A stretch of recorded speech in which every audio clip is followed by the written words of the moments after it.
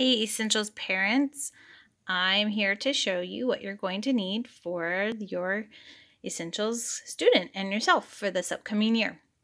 The first thing that you're going to need is this Essentials Guide to the English Language. This is sometimes referred to as our EEL.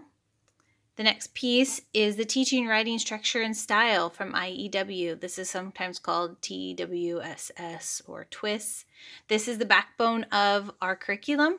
This is where we learn all the things that we need to know to teach our student at home. You'll be introduced to some of it in the classroom and starting to apply it, but you really will find that this is very, very helpful for you to have and basically essential for essentials.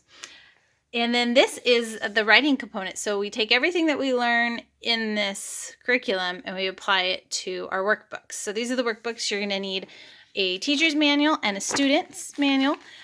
We need the medieval-based writing lessons for this coming year. And this is ours from last year. So the teacher's manual is going to have little teaching tips, but also it will have some of the blanks filled in for you. So should you and your student get stuck on things, you've got that. And then this is the consumable. The students write in it and they take notes and highlight and do all those things that they are learning to do. So workbooks, you need medieval history-based writing lessons. The curriculum, we're going to watch DVDs that go with each of these units and take notes in this. And this is for you to refer to back at home. And then this, the hefty one, I'm going to show you how I organize it because I think this is kind of helpful to know. This is going to come in a big stack and you can do with it as you please, but I'm going to show you what I've done. So I have taken out the beginning of the book, all the preface stuff. It's got some great tips on how to teach EEL at home, what it looks like during the week. It's got capitalization and punctuation rules and spelling lists and phonetic rules and I think some homophones. Great stuff. Okay, so that goes in the front of my binder.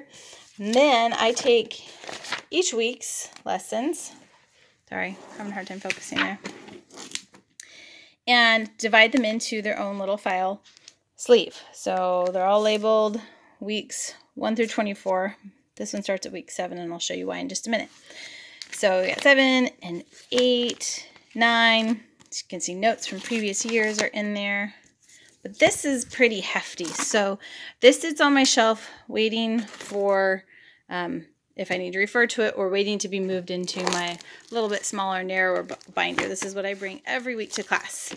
And I always have my pens and pencils and some of the other things that we use on a weekly basis in class. This analytical task sheet is found in that stack of papers on page 437. I told you it was hefty. We use this most weeks. So I've got that in there. But then here we go. So here's week 1, week 2, week 3. So I put the first 6 weeks in, and then when the next 6 weeks come, I put this back into my big binder, and I put weeks 7 through 13, 7 through 12, 7 through 12 in here.